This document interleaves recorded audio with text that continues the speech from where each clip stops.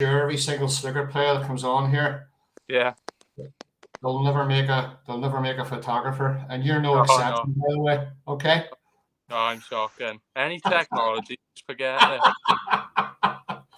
Right. Okay. So, look, I don't really big anybody up, Liam. You know, when players came down, you came down to the club in the south there. I can't even remember what it was. Kid, was it about 3 years ago? You came down to Havant, played one of my pro-ams. Yeah, I think the first one was about 3 years ago, yeah. Yeah, you came down, and I must have introduced you to Charlie Poole. Charlie Poole was over at the time. Yeah, Charlie's a snooker legend, you know. yeah. Well, he thinks that anyway, you know. But I mean, Charlie was very impressed with you. I was very impressed with your overall game. In fact, it's not very often me and Charlie sit down quiet. We're usually having a go at each other all day, but we were watching you playing. You played quite well that day. You obviously knew that I was running competitive pro-ams. Yeah. So you came all the way over from Wales to play in that wee club against good players, and you played very well, you know, and we were obviously very impressed with you. Even Charlie then said to me he'll be on the tour in about 2 or 3 years.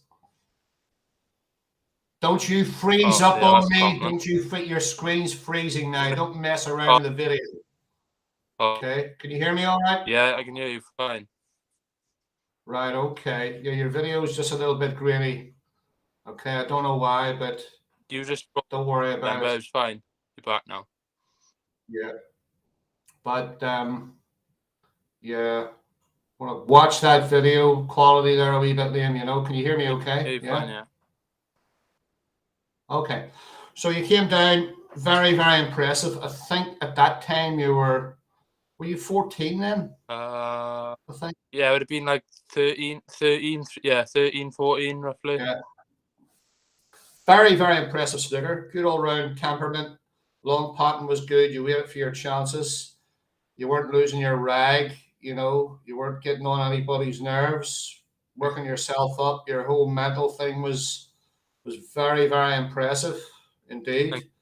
And it's not often we recognize young players with potential, Liam, you know, but you've definitely got it. And I think it's probably, you know, you've heard this so many times already, kid. You know, you're, as far as I'm concerned anyway, and Charlie and a few other lads that I associate myself with, some of them professionals, I'm not really going to mention their names. You're probably better than 32 players on the tour. Okay. So, I mean, look, I know you practice with pros and I know you're beating them. All right. Because, you know, I know Lee. I mean, not anybody, you know, we're talking about Lee Walker, by the way. You know, Lee's not the most exciting man in the world, is he? But, no, you know, he's still on the table. He's still there. You know, him and Williams are not very exciting individuals. But, you know, look, listen, you can't have everything in life, you know. Anyway, look, let's get back to you again, okay? So let's tell us where it all started, Liam. Where did snooker start for you? How old were you? And tell us whereabouts in Wales you started playing. It started to play football for a local football team, and when they went back to like the clubhouse thing, there was a snooker table there, and I just started like potting. People had to like carry me around the table for me to pot the balls because I was still a little bit short. And then I'd done that for about 6 months probably, and then the snooker club, Mark Williams Snooker Club, is right, like basically like 5 minutes walk from my house. And we went down there one day, me and my dad, and there was a guy behind the bar, Darren James, and I never really had any coaching at that time. I literally just was hitting balls down Abergavenny Labour Club, and Darren James said to my dad, "You need to get someone to have a look at him." And then he gave me Lee Walker's number, and it just went from there, really. Lee has been coaching you for some time now, hasn't he? Yeah, my first ever like snooker lesson was with Lee, and he's been with me ever since. We've probably been together about 9 years now. Fantastic. No, I'm very impressed with Lee. Lee obviously came down and supported my events at Stratford. Yeah. And what have you, and played in some, and didn't win very many matches. That's no surprise to me, that. But, you know, it's nice to see him try, you know, but he's a great coach. Yeah. He's a good lad, a great coach, and I'm glad he's on your team. You know, so let's have a little look at what you've been doing. I mean, you didn't have a great start on a Q tour. You know, you didn't start very well, but you kind of made good. You know, you got Q Tour 4 semis, Q Tour 5 semis, Q Tour 6 quarters. That's got you to the playoffs. Yeah, Okay. There's yeah, a lot of good players in that playoff group. There's also a lot of ex-professionals in there. You know, do I think you have the edge on them? Yes, I think you do, but you know, you just don't know how it's going to go. So give us a little bit of feedback on your experience on the Q Tour. I think it's to be honest, it is brutal. I mean, best of fives on club tables.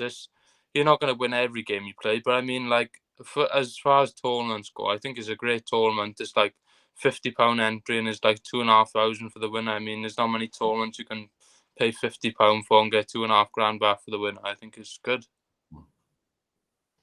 And you kind of, I think, the last couple of years. I mean, you were quite young there, Liam, when I first met you. You were only about 14, I think. How old are you now? Are you 16 or 17 now? Or Yeah, I'm still 16. you look about 21. Yeah, I feel But, about six. you know, listen, don't worry about it. Snooker players have a habit of aging very quickly. You know, look at Mark Davis. Look at Lee Walker. Yeah, You know, look at Mark Williams. I'll be bold with You know, I them. mean, even I'm starting to look a bit like Williams, you know. But, you know, these boys are still performing well. And you know, the thing is, I don't know what your give us a little bit of feedback on this, Liam. These lads are all in their mid to late 40s and they're at the top of their game. Yeah, it's mad. Like practicing with Mark Williams, in his club, and you'd think like at this age he'd start to decline a bit, but it's unbelievable. He's getting better. I think he does stuff that you just don't believe. Like it's incredible, really. He did say on TV the other day that things have deteriorated, his eyes have deteriorated slightly, but his overall game has improved. Yeah, he says that all the time. He says I'm blind half the time, and he's just had to have glasses. But the balls keep going in the holes for him, so I think his eyes are all right. Now, I've got a feeling, I know you were practicing with Ryan today. It Yeah. was a pretty close game, and I know you're playing with the other professionals as well. But can you feel yourself, Liam, that your game's come a long way in even just a year? Yeah, I mean, like you don't actually feel it yourself, but that's something Lee talks about a lot to me. Like, I don't feel like I'm improving sometimes, and I try anything to improve. So, like, Mhm. and then he says, look where he was like a year ago, and look where he was 2 years ago, and now look where you are now. So when you look Mhm. at it over a bigger frame, you can see that you've improved them. But like week by week, you don't see anything. You just keep putting the graft in. Yep, you keep putting the work in all the time. And what areas of the game do you feel you have improved, say, since I last saw you at a pro am? I think my safety and my like creating myself opportunities has always been my strong point. Really, I think I've just sharpened up on my scoring when I'm getting them chances. I'm like turning them into frame winning breaks now instead of breaking down on like 30s and 40s. Started to improve my scoring a lot. Mhm. And you certainly did that against Napon Sankin there last week. I mean, especially at the Welsh Open, that must have been quite exciting for you, Liam, beating such a high-ranking player. Yeah, it was a great experience. I mean, playing out there in any game, playing in a World Snooker event in the car park, I don't really care. It's just a great experience playing against the other top players in the world. Hmm. And just sort of having a little bit of reflection on that match, did you feel a lot of pressure playing a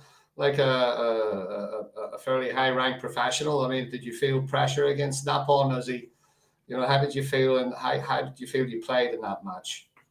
I can't really remember half of it. I was so tired, I literally could hardly see the balls. But Uh-huh. I don't really feel pressure. There's no really pressure on me at all. I just go out there and try and enjoy my snooker, and that's what I've always done, and that's what I enjoy doing. So there's no need for me to put any pressure on myself. I just go out there and enjoy it. And how much time are you putting in on the practice table then, Liam? I mean, how many sort of hours are you putting in? Well, I that's all I do, play snooker. I don't do anything else. I go in the club about 9 in the morning. I usually play with Mark until about 3-4 o'clock, or play with other professionals till 3-4 o'clock. And then we got our own club then in Merthyr, the Scala, and I do have from 5 o'clock in the night till 10 o'clock in the night. I had to play on my own then for 5 hours. So I play all day, every day. Very, very fortunate, Liam, to be playing with the great Mark Williams in practice, and having such a good, strong, supporting coach such as Lee Walker. And you're obviously getting practice matches against these players. I mean, practicing with the likes of Ryan, Yeah. Ryan Day and what have you. It's obviously doing nothing other than just sharpening you up, just improving you all the time. Yeah, So I love playing the top players, really. Even if some days you don't really get a shot and you're just picking them up all day, but when you can see yourself improving, you start off like when I first started playing Mark, he was beating me like 16-2, 16-3. And sometimes he still beat me 16-2, but like more often it's like a little bit closer, and then it got a little bit closer, and it got a little bit closer again, and then you could just feel like, I don't know, it gives you like so much excitement going to practice, because you feel like, oh, I could improve today. Like, what score can I get today? So it's brilliant. No, and they're really pushing you to your limits as well, because you're going to get fewer opportunities against them, and when you do get those opportunities, you have to score heavy, Yeah. or make the most of it, or else it's just like punishment, and that's psychologically that's a very, very powerful thing, isn't it?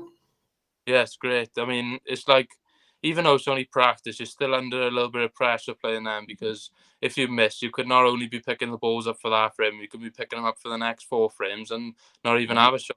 When you do get an opportunity, like you said, you got to kill the frame off. So, okay, so let's have a little look and see what we've got coming up then. We've got the what's next for you? The Q Tour playoffs is next for me, my next chance to get on the Okay. tour. And then come home for a day or two from there, and then I go to Malta then for the Europeans. So I'm just having a little look at the half of that draw there. I'm not gonna make any predictions here, Liam, because it just kind of puts you on the spot a wee bit, and I'm not gonna do that. But you've drawn Eden Sharav, Yeah. who's still a very, very strong amateur ex-professional, Yeah. in that half of the draw. But I don't think it really matters. I think all of these guys here, obviously Donny Wells is very strong favourite also to get back on there. The Welsh lads keep bouncing back all the time. This is what I see, when I watch them. But having a little look at the draw there, what do you think? What do you feel yourself about that draw?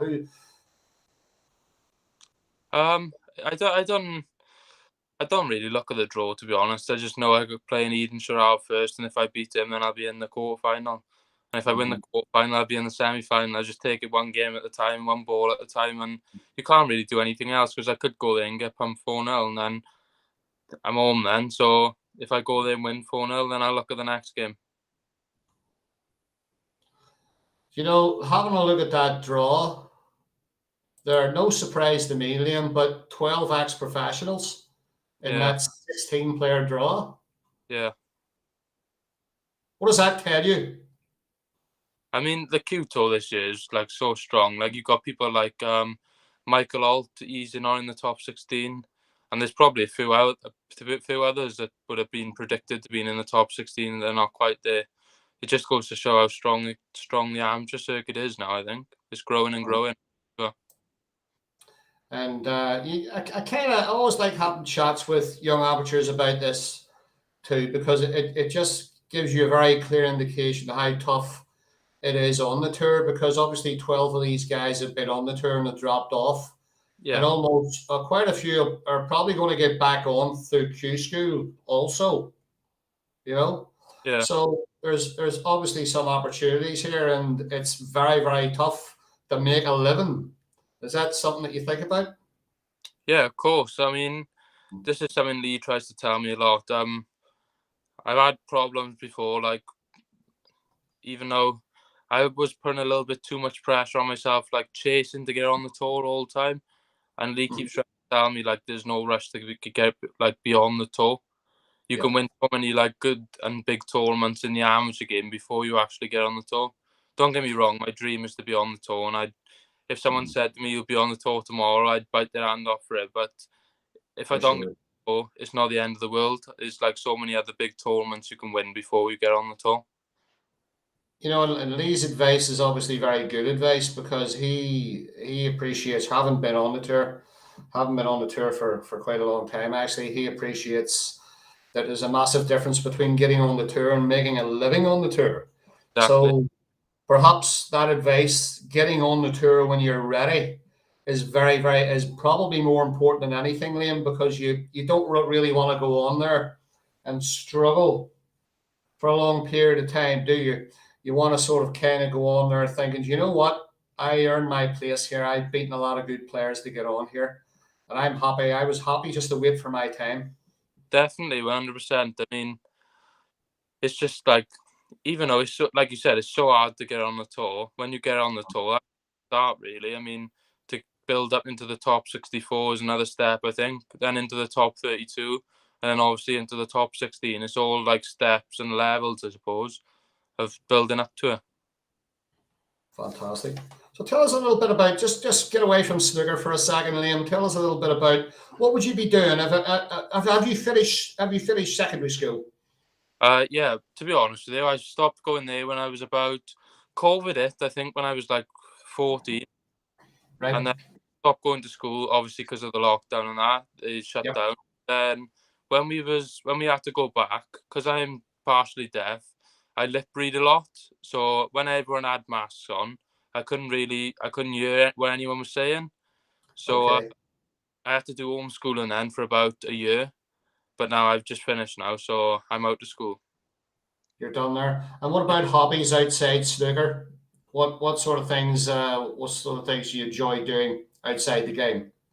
I don't really enjoy doing anything. Like I go for the odd game of golf when the sun's out, like, but I'd rather just be playing snooker. I don't really enjoy doing anything else. Fantastic. Okay. And the other it was an absolute pleasure meeting your mother and father actually, Liam. You know, in the times when you came down to Havant, there was great support from your family. You Yeah, know, I had very long chats with your dad actually while you were playing. You know, and it's always a good feeling about it.